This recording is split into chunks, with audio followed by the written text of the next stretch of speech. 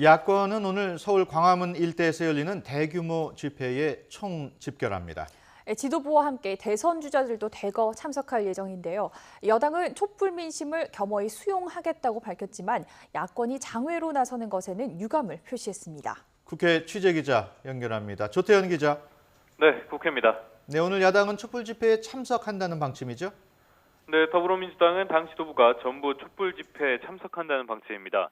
윤관석 수석 대변인은 시민혁명으로 번져나가는 민심의 쓰나미를 이른바 우주의 기운으로는 막을 수 없을 것이라며 박근혜 대통령이 자격과 신뢰를 상실했다고 맹공을 퍼부었습니다.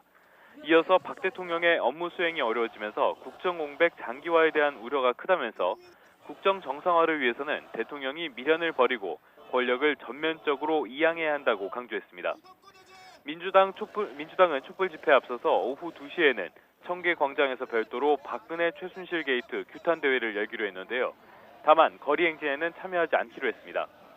박근혜 대통령 퇴진을 당론으로 채택한 국민의당과 하야 투쟁을 벌이고 있는 정의당도 광화문에 총출동합니다.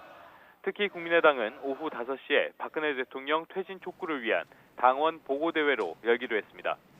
손금주 수석 대변인은 박 대통령의 과오로 헌정이 유린당하는 지경이 됐다며 결자해지 차원에서 국민적 요구에 화답해 정치적, 법률적으로 퇴진해야 한다고 주장했습니다. 야권 대선 주자들도 총집결합니다. 민주당에선 유력 주자인 문재인 전 대표와 김부겸 의원, 박원순 서울시장, 이재명 성남시장이 국민과 함께할 예정이고 대통령 하야 서명 운동을 벌이고 있는 국민의당 안철수 전 대표도 참석합니다. 네, 새누리당 분위기는 어떻습니까? 네, 일단 새누리당에서는 긴장한 분위기가 역력합니다.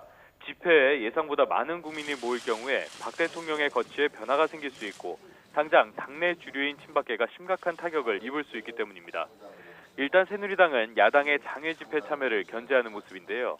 염동열 수석 대변인은 오늘 촛불로 나타나는 국민의 뜻을 겸허하게 듣고 국정수습에 최선을 다하겠다면서도 영수회담 등 대화를 통한 국정공백 수습 대신 야권이 장외투쟁을 선택해서 아쉬움이 크다면서 이번 집회를 마친 뒤에는 난국을 헤쳐나가기 위해 진지하게 머리를 맞대자고 강조했습니다.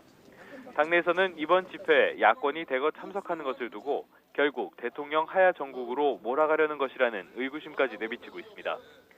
다만 주류와 비주류 의원들 사이에서는 다소 엇갈리는 분위기도 감지됩니다.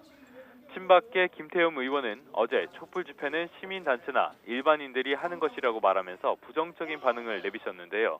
비주류 의원 혁신 모임인 진정모 간사인 오신환 의원은 현장 분위기를 살필 필요가 있다며 오늘도 개별적으로 방문하는 의원이 있을 것 같다고 설명하기도 했습니다. 지금까지 국회에서 YTN 조태현입니다.